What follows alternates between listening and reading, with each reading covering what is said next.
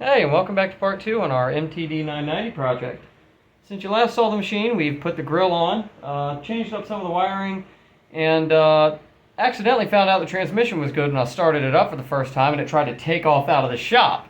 But next steps will be tearing off this carburetor over here and getting that started on, because it'll only run on full choke, but I did find out it will run on the carburetor that's on it. It's wore out. I mean, it's got all kinds of vacuum leaks, but it's a Briggs. It doesn't care.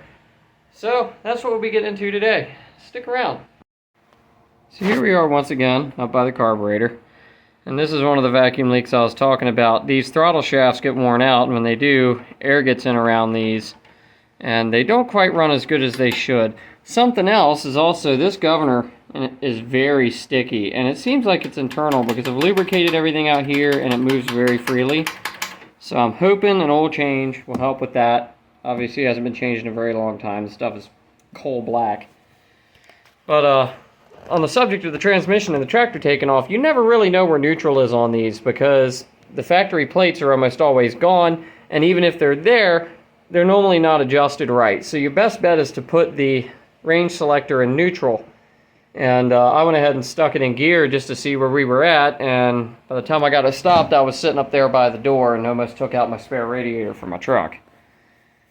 But yeah, next step is getting this off, and we'll start pulling it out and pulling it apart, and I'll show you what goes on in here and what's gummed up. I don't even know. You're going to see it for the first time with me.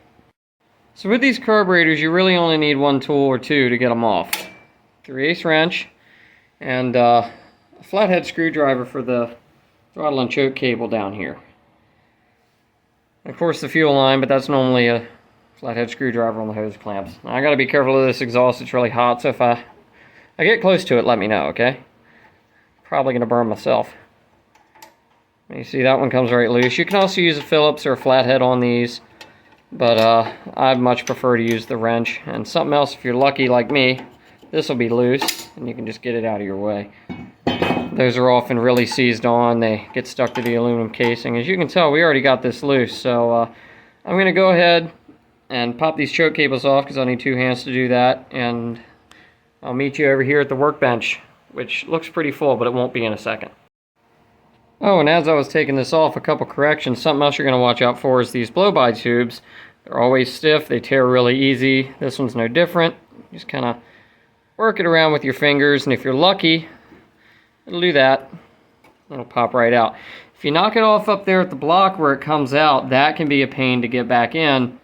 But in most cases, if you're not too crazy with it, you won't have any issue with that. And the choke cable comes off at the bottom. This one's been modified on, so I have to get the carburetor off to unhook it. It's right down here. And it's a weird U-shaped loop thing, instead of just being the normal angled piece that I'm used to. And then the throttle cable actually doesn't have to come off, and you do have to watch your adjustments when you put these back on. I'll show you how to do that later.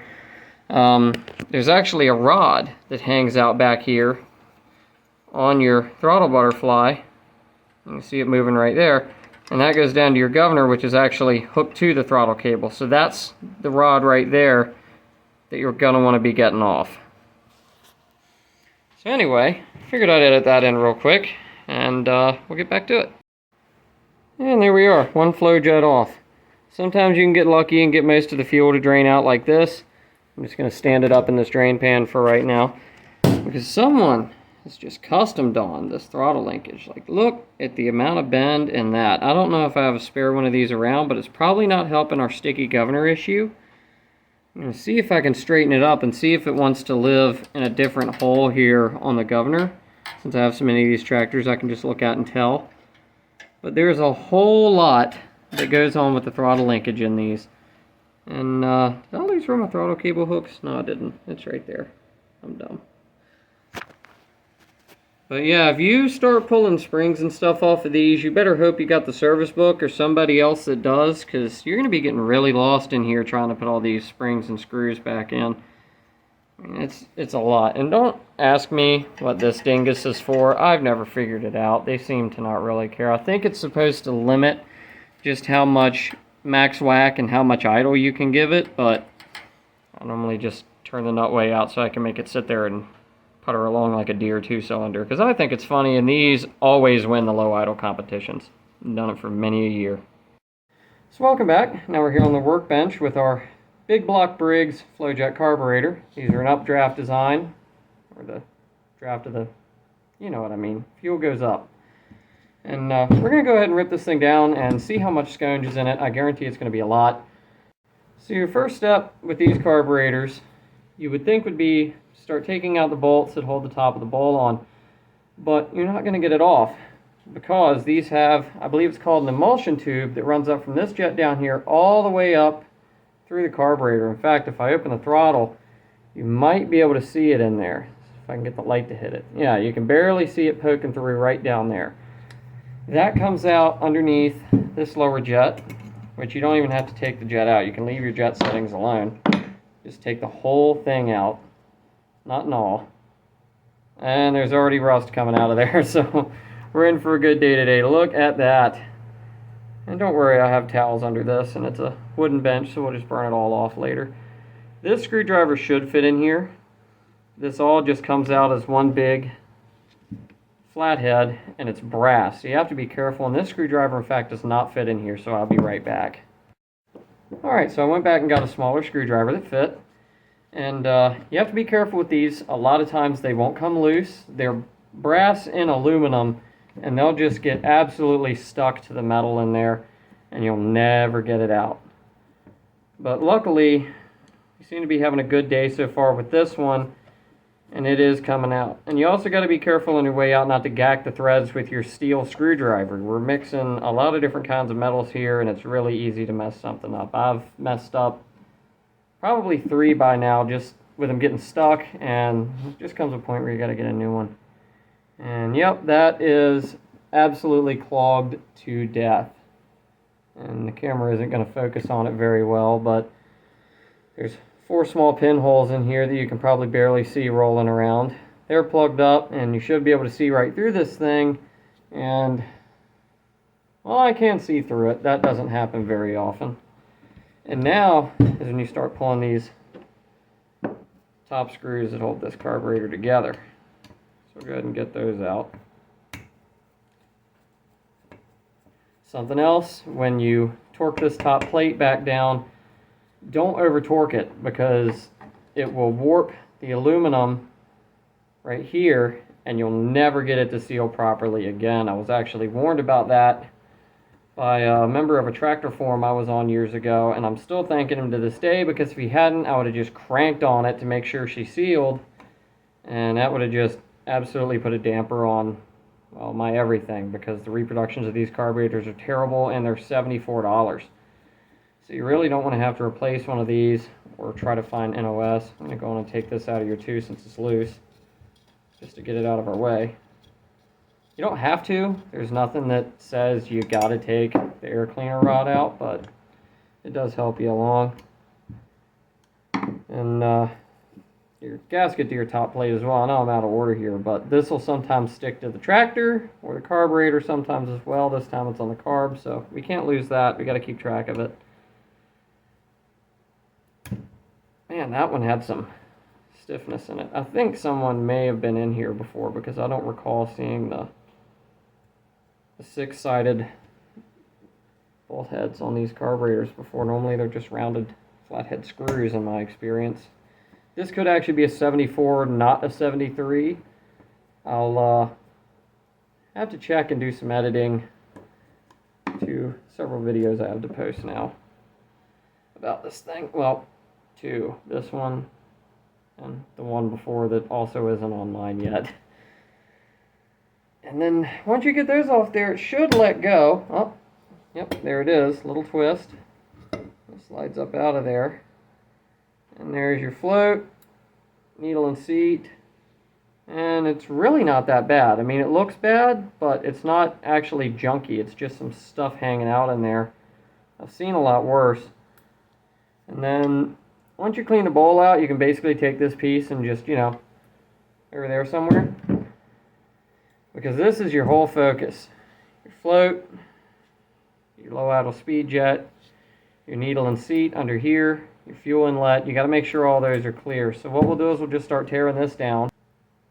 So these pins on the float are right here. They'll often get stuck as well. But again, we're lucky on this one. I can't show you any of the tricks, unfortunately, because there's no tricks to be had. Everything's just falling right apart. And out comes your float. And this should have been clipped to the float, but here's your needle and seat. Now we know this was getting fuel because it would run, but it would only run on choke, which normally is something to do with this here low-speed jet, which I haven't actually had this out of this carburetor. You saw in part 1, took the high jet out. And there isn't much in there, but we'll get us a can of brake clean real quick, and we'll start cleaning this up. Okay, here you are with our Oh Really brand can of brake clean.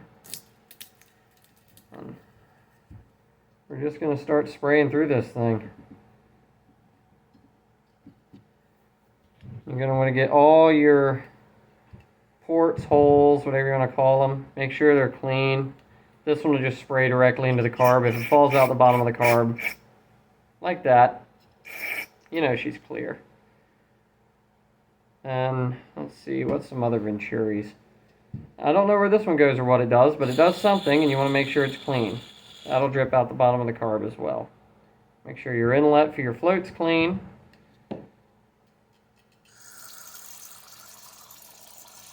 I had some gunk in it, but it's washing out now. And that's pretty much it for the top half. Now remember, I said you could throw this away. Now's when you bring it back. You're going to want to hose inside your bowl and just get it real good and cleaned out in there.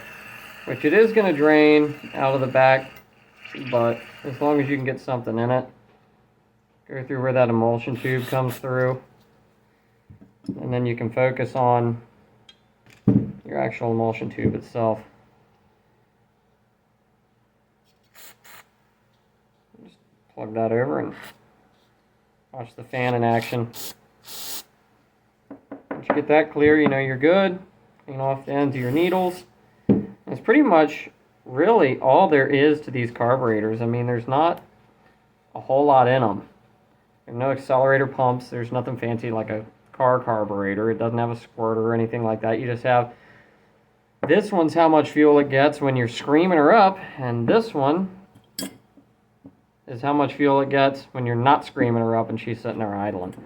You can adjust these floats, which I'm thinking after looking at this one when I pulled it out we'll have to do, but we'll have to look at that when we start reassembly. I don't think there's anything under this gasket that I remember, but I'm just going to see if I can gently take it off to make sure. If I can't, we'll put it right back on. And that half came off, and there's nothing under there. That's the only real gasket you need when rebuilding these. And if you can get it off like this and not tear it, stick it back together. What's it going to do? Weep some fuel? You're trying to get it running, not get it perfect. Now, if you're restoring it, yeah, go ahead and get all your parts. But me, I could just leave it. So what you're going to want to do, now that we're in reassembly, starting off with the low speed jet here. I'm going to go all the way in until it bottoms out. Don't tighten it. Don't ever tighten it now. You'll mess her up and she won't run right no more. Just get her till you feel her. Just bottom out right there. And then the factory setting is 3 flats, so 1.5 turns. That's 1, 2, and 3. Now, this isn't make it run right setting. This is just make it run setting. So you'll probably have to start all over, but that'll at least get you started up in some way, shape, or form. I've never seen a Briggs run on factory settings. They're always way thirstier. And then float. What am I doing here? Pin, needle, and seat. So your needle and seat just simply clips over the float right there. A little hook. Take your float, your needle, line it all up. Set it down on the carburetor.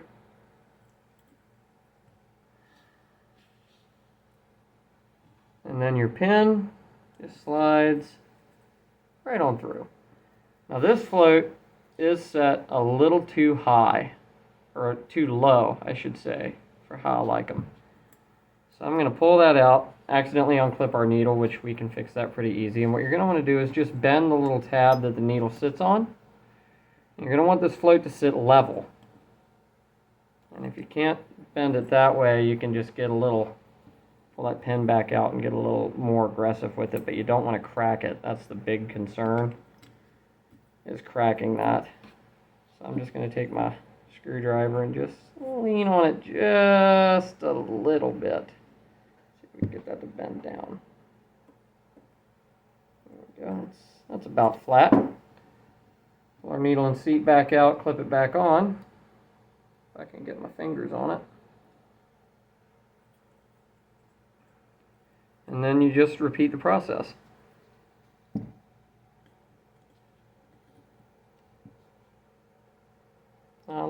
Guys, where'd I lay the pin?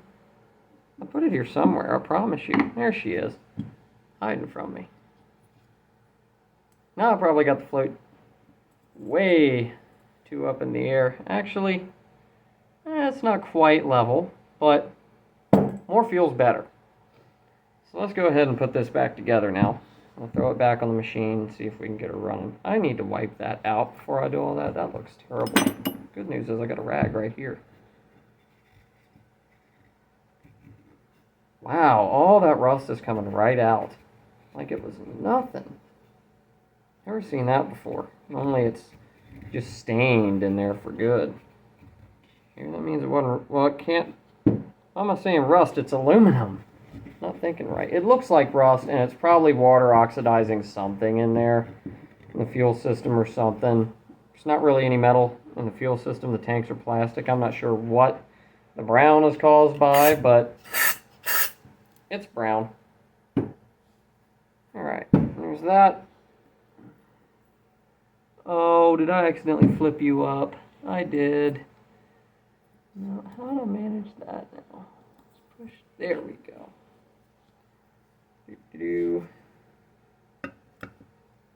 Pick that up into there to save you doing what I just did with the float. Sits down flat. Then it's just reverse of how you took it all apart.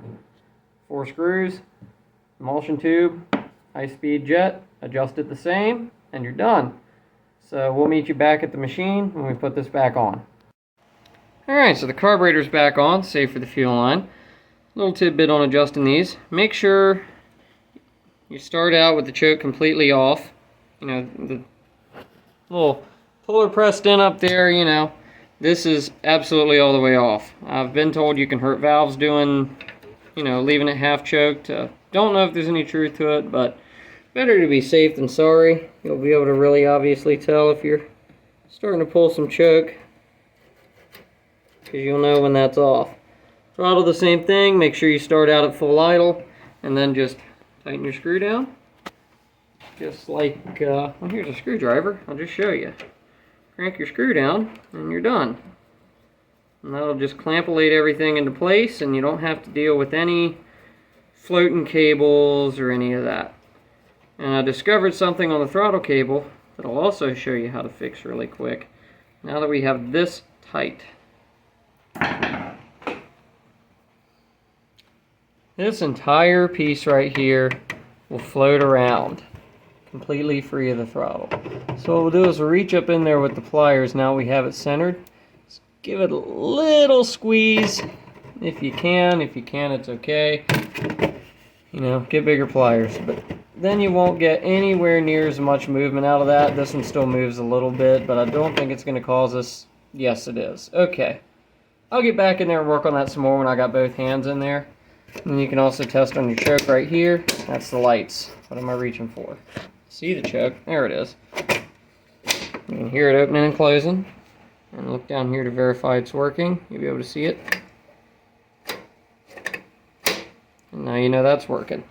So we'll fix on that throttle cable a little bit. And next step should be starting it up. Alright, that's everything done. We also went ahead and fixed the kill wire. And pardon the quality fuel line hanger.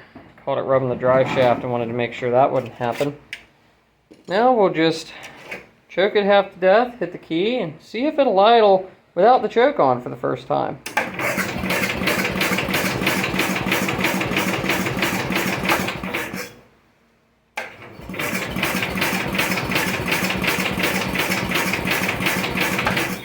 Now smell and see a lot of fuel. Let's put that choke in.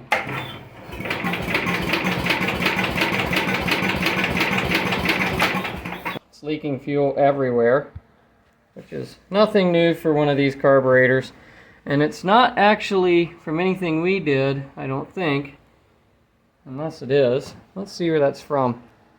Oh no, it's just absolutely flooded out. Oh, I bet I got the float set too high. Okay, well we'll stop that, pull it back apart, fix the float, and not have a shop full of fuel. Alright, so we sucked all the fuel out of there with a rag, and I think this float's still adjusted wrong. I'm not getting enough flow out of here. But I'm going to try to start it again anyway, just to see if it will take. Choke. Fire. Keep in mind, this did run-ish before I took the carburetor apart. Now, I do have some fuel getting down in there, which tells me we're getting something. She'll go.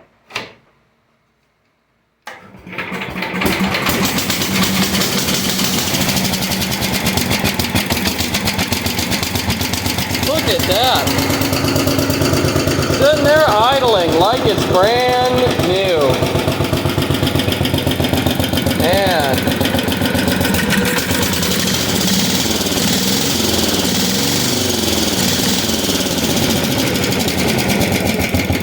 Can it save itself though? Come on, baby. She needs a little more lean jet in her. There we go. Touch of idle jet.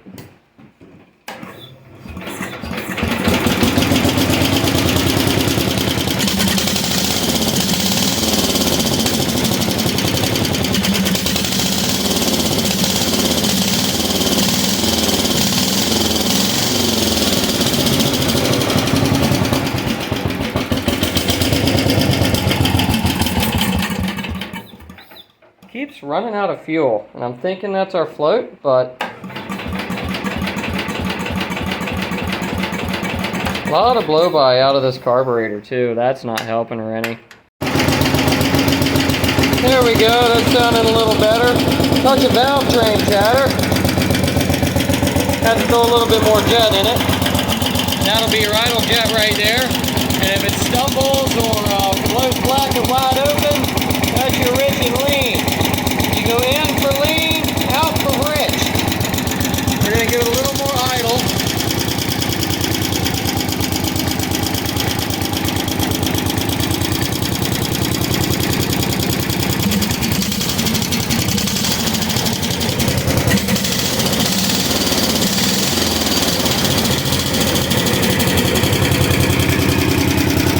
That's a sweet sounding little machine. I don't think it charges.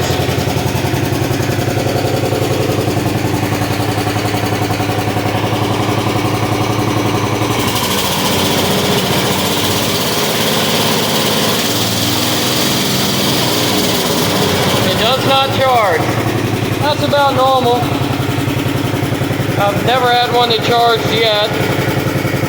But hey, it does run and it does move.